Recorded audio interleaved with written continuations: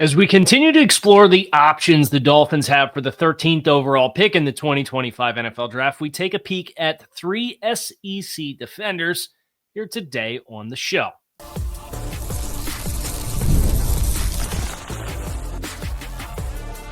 You are Locked On Dolphins, your daily Miami Dolphins podcast, part of the Locked On Podcast Network, your team every day. All right, Miami, welcome to another episode of Locked On Dolphins. It is your team every day here on the Locked On Network. I'm your host, Kyle Krabs, a lifelong Miami Dolphins fan, host of Locked On Dolphins, co-host of Locked On NFL Scouting, author of Touchdown Miami on Substack, the NFL Draft lead for the 33rd team. I want to give a special welcome and shout out to our everydayers because it is your team every day. We don't just say it, we live it. Here on the Locked On Network, today's episode of Locked On Dolphins is brought to you by Game Time. Download the Game Time app, create an account, and use code LOCKEDONNFL for $20 off of your first purchase. We did DBs yesterday. We looked at Jahdae Barron. We looked at Nicky Manwari. We looked at Will Johnson. We had a holdover. We had to do another defensive back prospect, and it's Malachi Starks. As we continue to explore the Dolphins' options for picks with the number 13 overall pick in the 2025 NFL Draft, which is a pivotal draft selection for a football team that needs a player that's going to come in and be an asset to both long-term and short-term, given some of the pressure that exists around this organization right now. And Malachi Starks, safety out of Georgia, has been a consensus top prospect for forever. It seems like he slid a little bit in the last 2 months, but maybe some momentum swinging back up courtesy of the pro day and some of the advanced measures from the combine, not necessarily just your raw athletic testing. So we're going to spotlight him today on the show. But the challenge for me as the host of the program is, okay, I did DBs yesterday. I have one guy left over.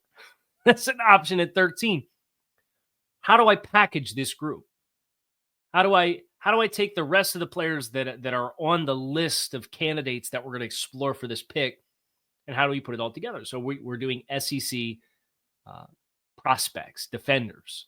Jihaad Campbell from Alabama, linebacker. The Dolphins have greatly mitigated the instability at the linebacker position with their bringing in of Willie Gay and bringing back Tyrell Dodson and kind of overhauling that group. It looks like a promising group. Obviously, Jordan Brooks is the pillar of that group, but you don't want to just exclusively draft for need. I still think there's a vision for Jihaad Campbell in which he makes sense for the Dolphins. We'll explore that in segment 3. And then Shemar Stewart from Texas A&M, combine darling, tested like Jadeveon Clowney, Myles Garrett 2.0, but is a little bit of a raw player. And the question for Miami is the rawness that exists there. What does that ceiling look like right away? What does that implementation look like? And I think he has some very nice, attractive overlap with what the Dolphins could potentially do with a player of his skill set. So we're going to look at those 3 names here today on the show. We're going to get into offensive linemen. Don't worry. And I'll say this, for as much as you guys in the comments and on social media and everywhere that I'm able to connect with this fan base, everybody, when we do the offensive line or we do the talks about the pick and who to pick, offensive line's a popular bit of feedback. But then when we do the offensive line shows, they don't click as well as DBs or pass rushers or defensive tackles. So this is my challenge to you, all of you. We're going to do offensive linemen next after this show. My challenge to you, show up, talk about it. Let's have good discourse about the offensive line candidates. And then obviously we're going to stack the board, and then we're going to transition and start looking at pick 48. So we have lots of great content ahead. We'll see if we need to start double dipping. If we do, we'll do that accordingly. But let's start with Malachi Starks, safety out of Georgia. He's a junior, came in at 6'1", 197 pounds, tested fine at the combine, but it's not really the book that's going to be written on Malachi Starks is having like a Nicky Manwari type athletic profile. The comp that I have for him is Kevin Byard. And I want to read the scouting overview from my report from the 33rd team, and then we'll get into exactly how it fits with the Dolphins. Georgia Bulldogs safety Malachi Starks projects as a quality starter and potential franchise cornerstone for his NFL team. He's been an impact player at Georgia since stepping onto the field as a true freshman in 2022, and Kirby Smart's defensive scheme will have him prep for the nuance and detail required to be a splash player in the NFL. The rigors of defensive coverage responsibilities will not be foreign to Starks, who has the versatility to play on either the second or third level of defense and contribute as either a zone or man defender as needed based on coverage calls and pressure rotations. This is the best tackling safety prospect to pass through the draft since Brian Branch in 2023. I'll stand on that. And he missed a few more tackles this year than he did in prior years. I think Georgia losing some players and contributors in the secondary, and Javon Bullard being one of those players, and how it kind of stressed the rest of that secondary. Case in point, this year, Malachi Starks set a career high in number of snaps played in the slot. It was 271. He almost played, he played more snaps in the slot than he did in the box, and it was more snaps in the box and slot combined than playing in a deep half or single high safety assignment. And while he's capable of doing that, I don't necessarily believe that's the ideal role and world in which Malachi Starks lives in. I think he's a player who has incredible instincts and feel for the position. I think he could be the quarterback of the group. I think he can be the player that ties everything together with an Ashton Davis and an Ifitu Melifonwu, and whether it's a McMorris or a Campbell as another player. Starks certainly, I think, serves as the best of all worlds. Now, he's not the freak athlete. He's not going to be a force multiplier, but I think he's going to, and has shown, especially as a freshman, when he came in there and kind of took the bull by the horns, he is fully capable of quickly processing and has the football IQ required to be the quarterback on the back end.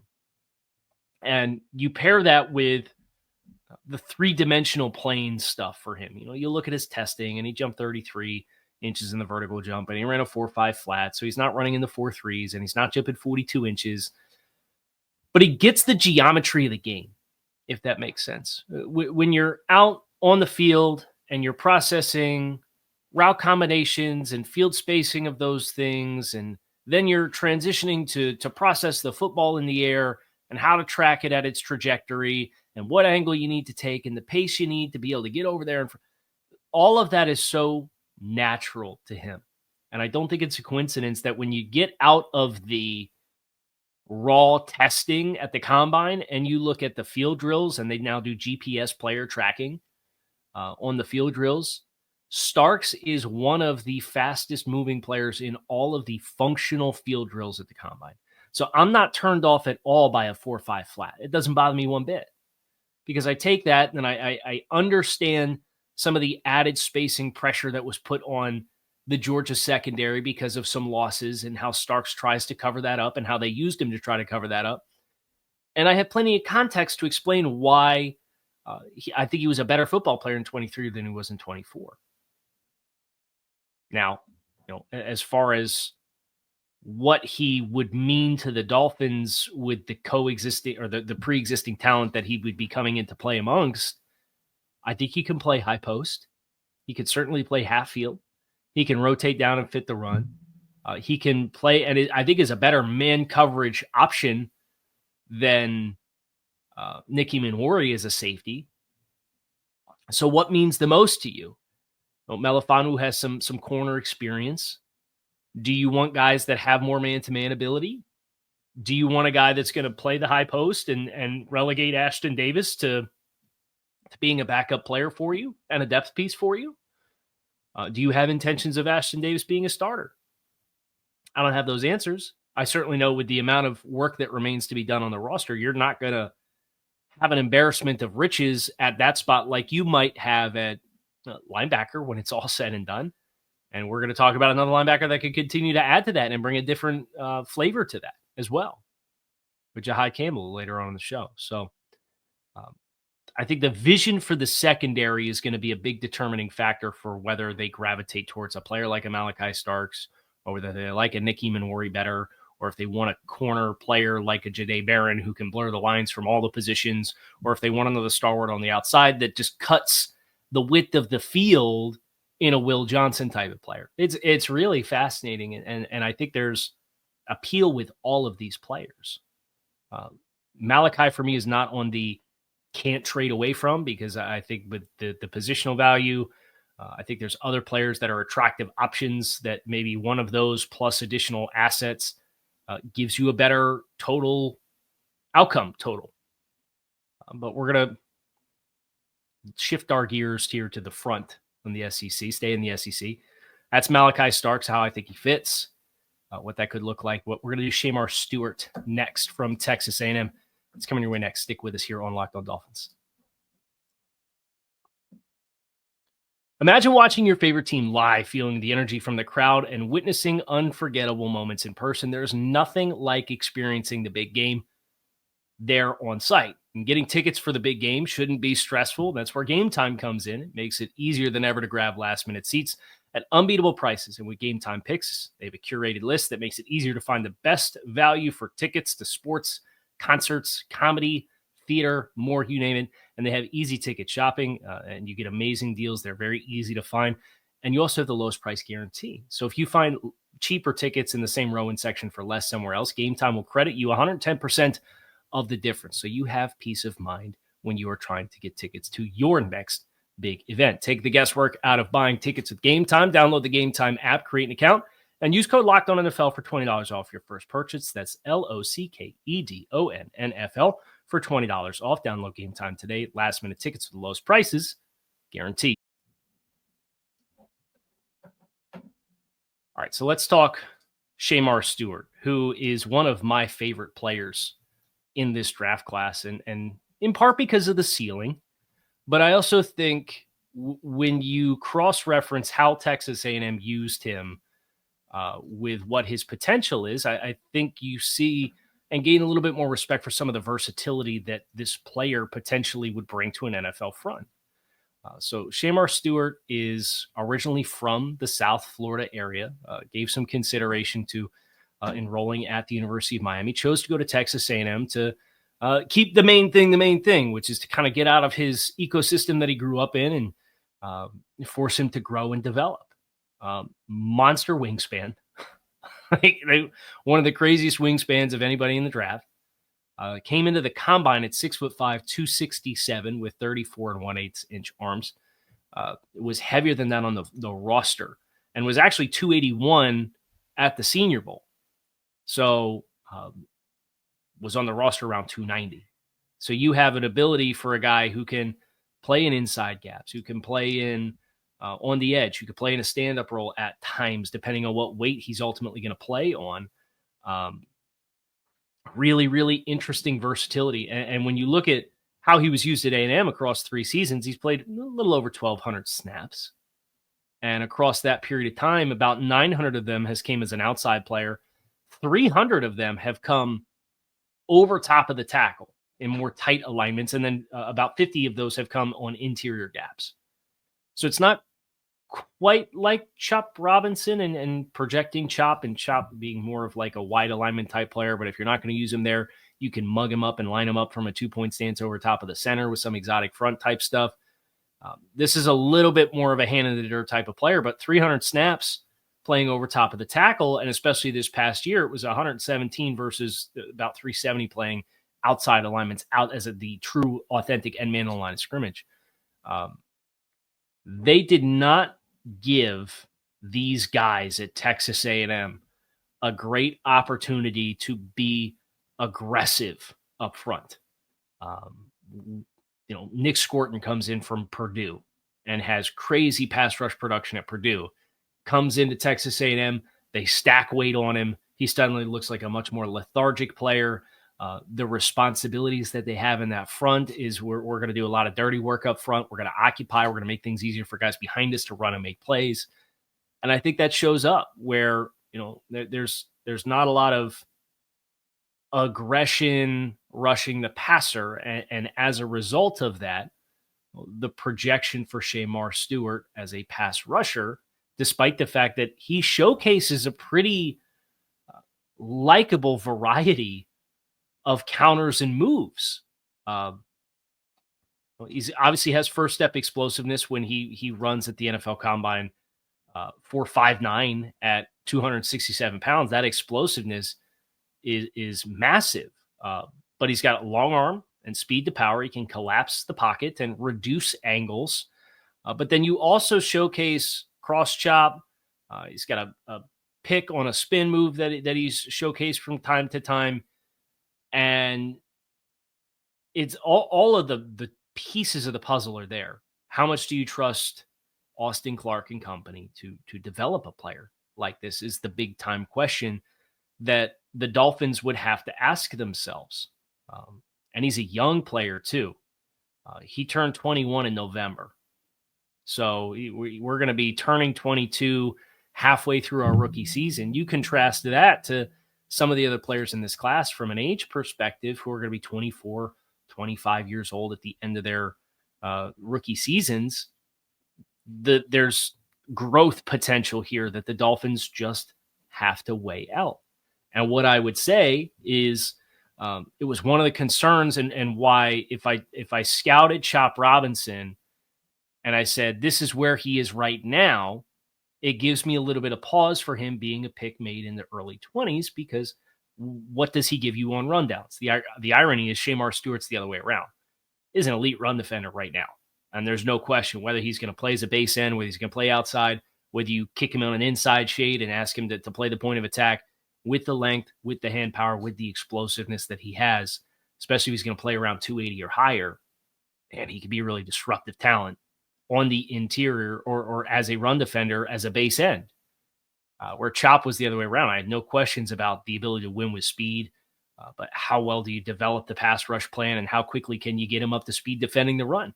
By the end of the season, Chop Robinson was one of your top 4 performing defensive players on a week-by-week basis, and that included more opportunities against the run.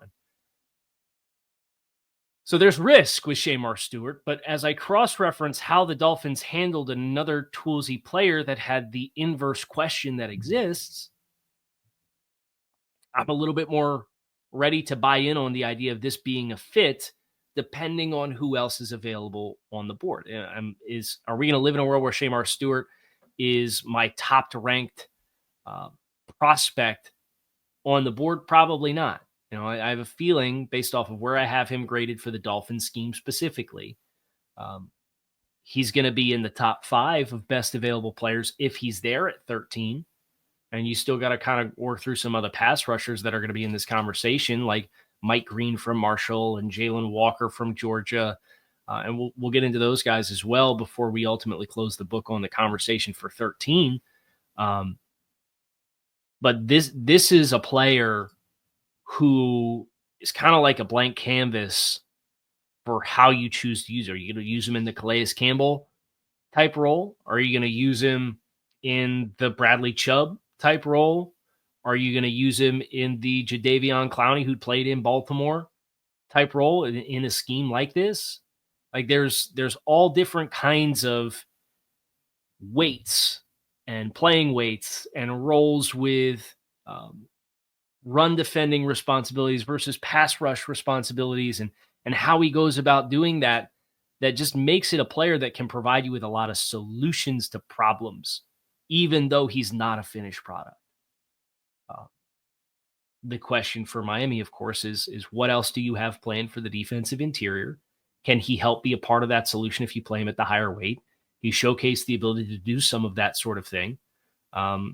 And it may take some of the pressure off if he's going to live in a 4-eye from time to time or serve as a base end with a linebacker that's walked up outside him. He's playing at 285, 290.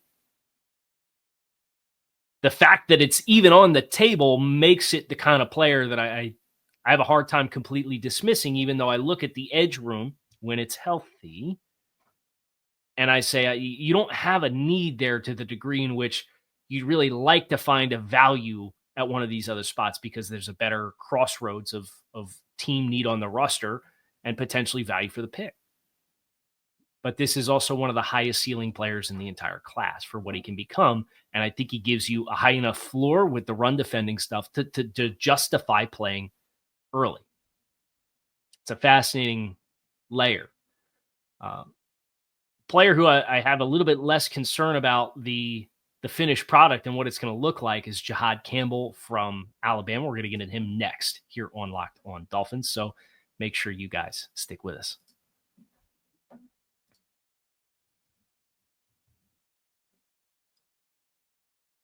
Campbell, before he was the pick for the blueprint when we did the offseason blueprint at the beginning of March, and we did the full simulated free agency, and we did the full simulated NFL draft with the mock draft.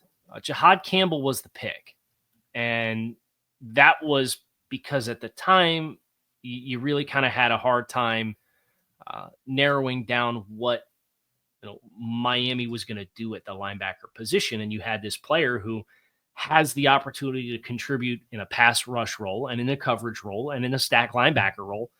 And again, it's multiple solutions to problems in a singular player that made him such an attractive fit. 6'3", 235 pounds with 32.5-inch arms, and wasn't necessarily the combine darling that Nick Eamon-Worry or that Shemar Stewart was.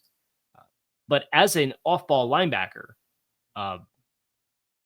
very impressive. And he only turned 21 years old at the end of February. So he's even younger than Shemar Stewart. Do I have Malachi Starks' age off the top of my head? I feel like I'd be doing a disservice. Yeah, so he's going to turn 22 in November. So all of these guys are going to be 21 on draft night, which, again, that's a piece of the conversation, especially contrasted to Jahdae Barron, who's going to turn 24. And there's Darius Alexander, the defensive tackle from Toledo, who's not in conversation for 13 for me, but is a day two option for the Dolphins. He's going to turn 25 by the end of his rookie season. It's the COVID eligibility plus red shirts. You got some guys that are sixth-year seniors. Now, these guys are all juniors, right? And it kind of, I think, helps the longevity. I mean, you're talking about another contract on some of these players. But Jihaad made a massive leap. He was a prominent player in Nick Saban's final year, but made the leap this year with a lot of added versatility in the ways in which he was used. And I think when you look at, and this was the argument that we made on the blueprint when Jihaad Campbell was the mock draft pick, and this was, of course, before I knew you were going to get Willie Gay and you were going to get Tyrel Dotson back in the boat. But the best defenses across the league have really dynamic, robust, versatile, math-changing cores in the back seven, up the middle, the safeties and the linebackers.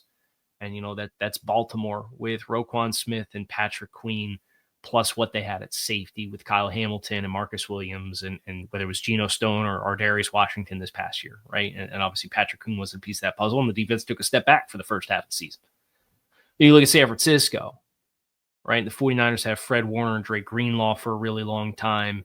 And they have Talanoa Hufanga, who's a hit in that group.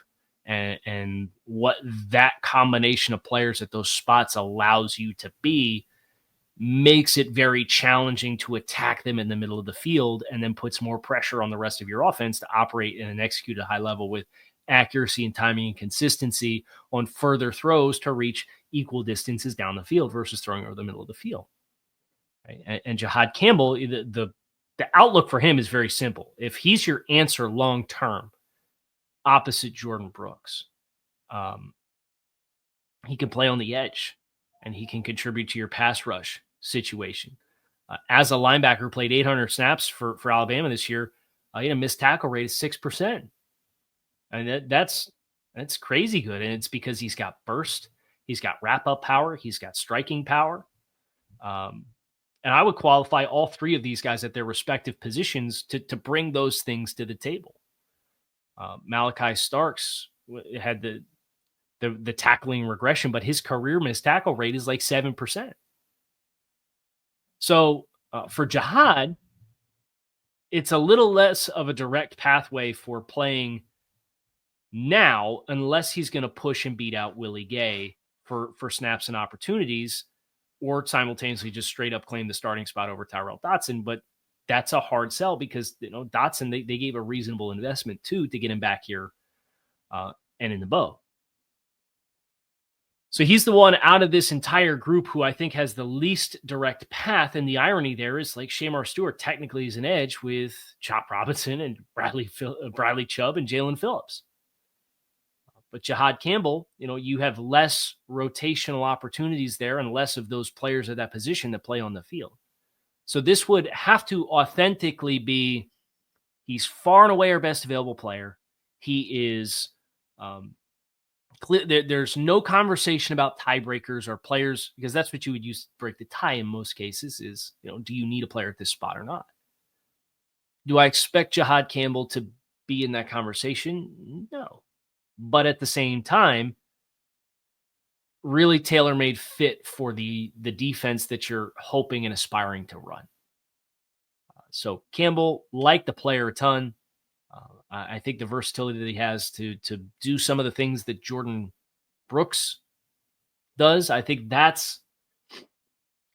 you don't really have that player on the roster. Tyrel Dotson, Jordan Brooks had such a vast role of responsibilities with being walked up on the end of the line of scrimmage as a pressure player, firing from depth as a pressure player, being the scrape linebacker, being the plug linebacker, playing all of these really ambitious coverage drops, doing all of it. Like, you got Tyrel Dotson, who's a little bit more like a pressure player, plug type linebacker type, who has modest upside in zone drops and obviously had the ball bounce his way a few times. He got a couple of picks for you, right? But being an up on the line of scrimmage type player, not really a strength. Playing man coverage as a linebacker, not really a strength. The versatility is not there. And then you have all these other linebackers that kind of have these pieces that Jordan Brooks really is a total package all in one. That's what the upside and that's what the appeal would be for Jihaad Campbell, is you now would have two linebackers that can do all of it. That's just a resource allocation challenge for Jihaad Campbell, because the Dolphins don't really, they have depth. There's not a lot of rooms you look at and be like, yeah, we feel really good about the depth here. Linebacker's one of them now. So I don't know how that will impact their decision-making process, but there's little question in my mind that the fit is appropriate. And it's going to do it for us here today on Locked On Dolphins. It is your team every day. I appreciate you guys, as always, for checking out the show. You can keep it locked in right here on Locked On Dolphins. Got more content, more draft content coming your way to prep for the 2025 NFL Draft. That's coming your way tomorrow. Hope to see you then. Go Fins.